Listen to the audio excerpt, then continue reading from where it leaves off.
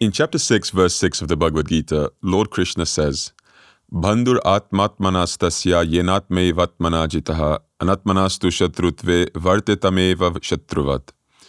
The mind is a friend to one who has mastered it, but for one whose mind is uncontrolled, it becomes the worst of enemies. Now, it's a powerful verse, and in many ways, it's a one-sentence description of the human condition. In my opinion, nothing is a bigger indicator of a person's quality of life or their level of spirituality than the degree to which they have mastered their mind. Imagine literally having the worst possible enemy to whatever it is you're trying to achieve living right inside of you 24/7. But it gets worse. Not only is he living inside of you, he is the driver to your vehicle. And that is the uncontrolled mind.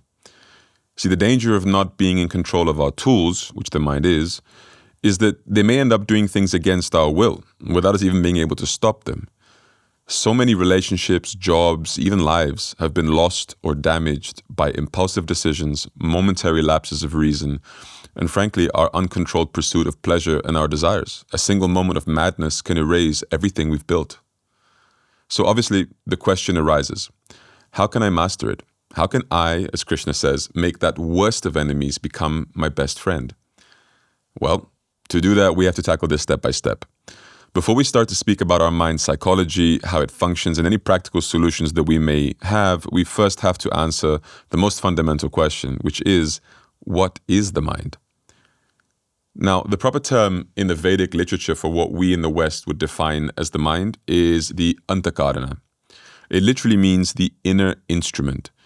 Now, that antakarana can be more specifically divided into 4 functional parts, and these are the following. First is manas, which is the perceiving function. It receives information from the senses. Second is chitta, which is the subconscious part of the mind where all our previous impressions are stored as memory. Third is buddhi, which is the discerning intellect that evaluates and decides. And lastly, ahankara, which is the false ego, the notion of I and mine that we all experience and often serves as a filter to all our decisions. So let me just quickly demonstrate how these operate functionally. You see, the manas perceives something through our senses and sends that information to our chitta to check if we have any previous references so that we can understand what we've just perceived. If we do, those memories will surface, including any associated emotions, and they'll pass those on to then the buddhi. The buddhi then analyzes the situation in light of the previous experiences, and it tries to make a qualified decision as to how to proceed. Now, the final step is to check in with the ahankara to make sure that whatever we are about to do is first and foremost of service to ourselves.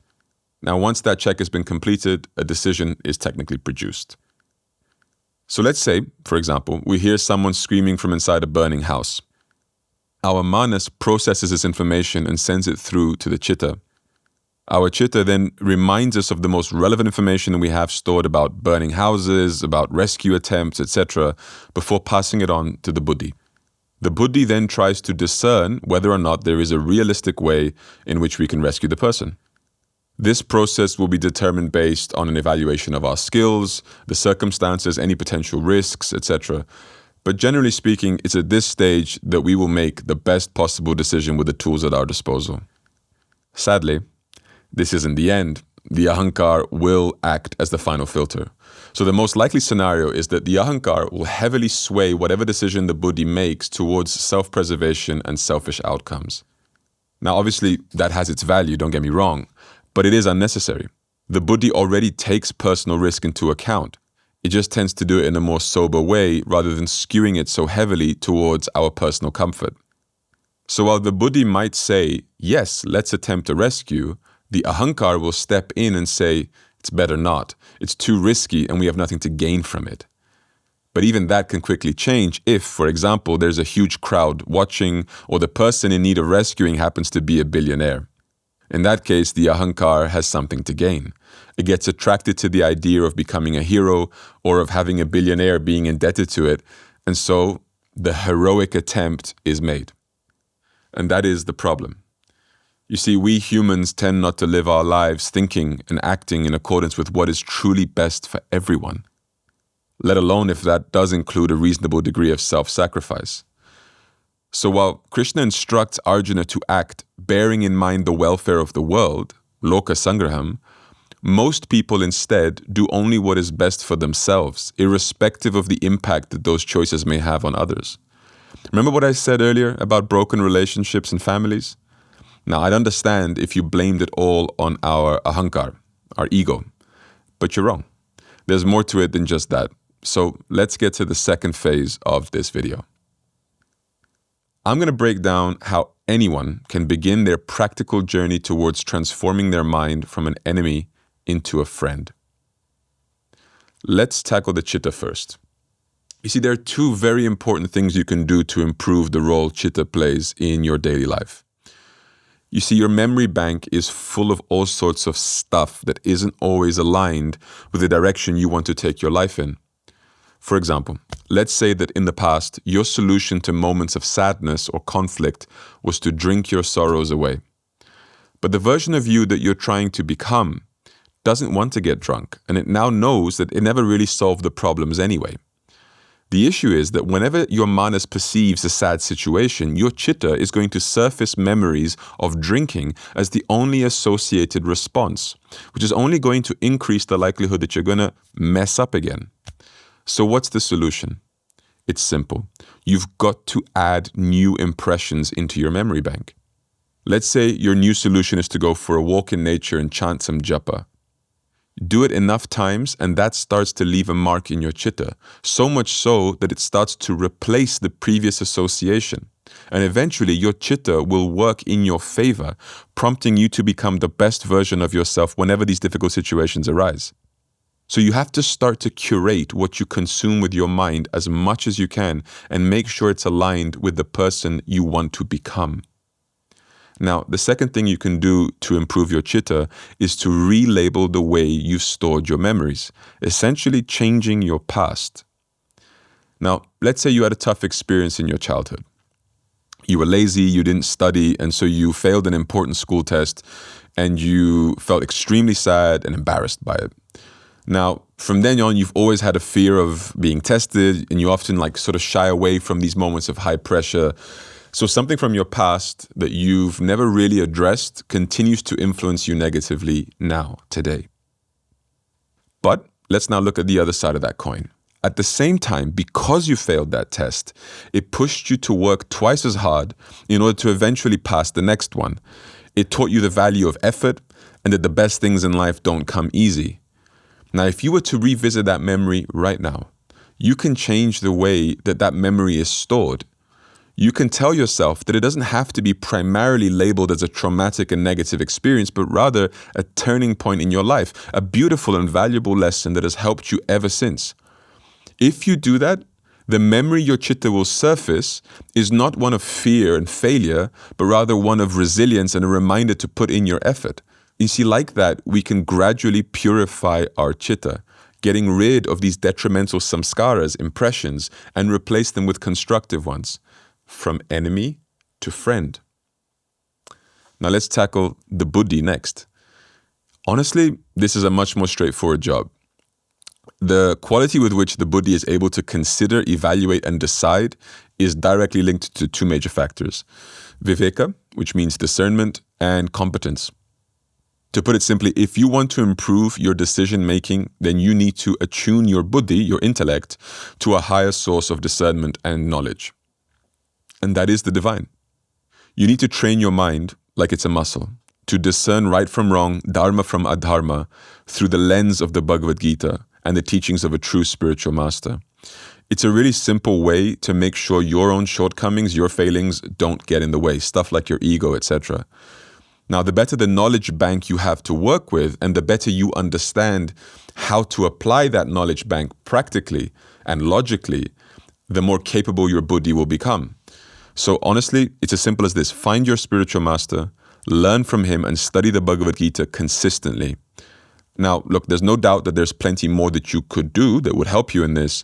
But for me, those two solutions are always going to sit on top of the pile, so you might as well go straight there. It's as simple as that. That's how you develop your competence and your ability to evaluate, decide, etc. That's how you work on your buddhi. Now, the last component I want to tackle in this video is the ahankar. As I said earlier, the ahankara conditions our decisions by making them all about the I and mine.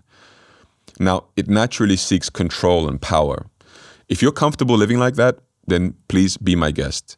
But the chances that you live in a bubble of isolation where there is nobody else in your life that truly matters to you is highly unlikely. So honestly, regulating and eventually subduing your ego is the best thing you can do for yourself and others on your spiritual journey. The problem is, it's often very, very difficult to do anything in a premeditated way that genuinely combats your ego. See, the ahankar is in control, so why would it sanction any decision that would, in a sense, diminish its own power? And this is where most people get stuck on their spiritual journeys. So the truth is that you need someone or something outside of yourself to do that for you. So let me list you some examples of things that tend to do that in people's lives. And the first is moments of discomfort. Like imagine you're in a room full of people speaking a language you don't understand. Your chitta has no reference for the words you're hearing. You have no understanding. And so the ahankar feels powerless and out of control. You start to wonder, are they talking bad about me, etc.? So many fears come up. So being exposed to things you don't understand or things that push you out of your comfort zone is really tough. And that is precisely why it's excellent for you. The thing inside of you that's feeling discomfort, that's your ahankar, that's your ego, because it loses power in these moments. Now, if you have enough exposure to these situations, that can often be enough to humble a person considerably. But in my experience, it's not enough to subdue the ego. And on top of that, there is a second danger. Sure, your ego loses power, but where does that power go? If there's no alternative thing to place your faith in that you had in your ego before, then what tends to happen is people actually retreat within themselves, and it can often lead to insecurity, depression, and other things like that. So let's move to the next example, and that is loving service. When you learn to serve something greater than yourself, something you love, the ahankar automatically loses power. And one of the easiest examples of that is family. A parent will quickly learn to set their own needs aside to meet the needs of their child because they love them. Because they understand that in that moment, the child's need is greater than their own. It's an irrefutable fact, and it forces the ahankar to bow down to the need of another. The same can be experienced at work, working in a team environment, in sports, in so many group environments. So community is a huge help in this process. It helps us understand and live the principles of the greater need, the greater benefit, the greater good, like Krishna instructed Arjuna. But to me, honestly speaking, the greatest and most transformative example of this principle in action is when you meet a divine personality. Be it a saint, your spiritual teacher, or God himself. When the ahankar is confronted by someone so obviously superior to itself, it's only got three options: to fight, to run, or to bow down. Now, look, let's not beat around the bush. Fighting the divine is stupid. You will lose and you will just suffer for it. And in the end, you'll be back to square one. So honestly, just don't do it. But the truth is, anyway, your first instinct will always be to run, to avoid discomfort rather than to confront it or to accept it. But if you've been living a life of sincerity, of genuine spiritual hunger, then the divine, by its mercy and grace, will not let you run. It will chase after you. It will find its way into your life time and time again. And every time your ego stands in front of such a divine presence, a presence it cannot possibly hope to understand or control or dominate or anything like that, it will gradually lose power. It will gradually bow down, first in discomfort, sure, but then in awe and eventually in devotional surrender. But this time, the faith you have lost in your ego is immediately placed on the divine instead. There is much more I could say about this whole process, the mind, and especially our relationship with the divine as the next step of that process. But I want to save it for future videos in case you're interested, which if you are, please let me know in the comments, because it's important for me to know what type of content you find helpful. I'll leave it here for now, and I wish you all the best of luck turning your worst enemies into your best friends. Jai Gurudev.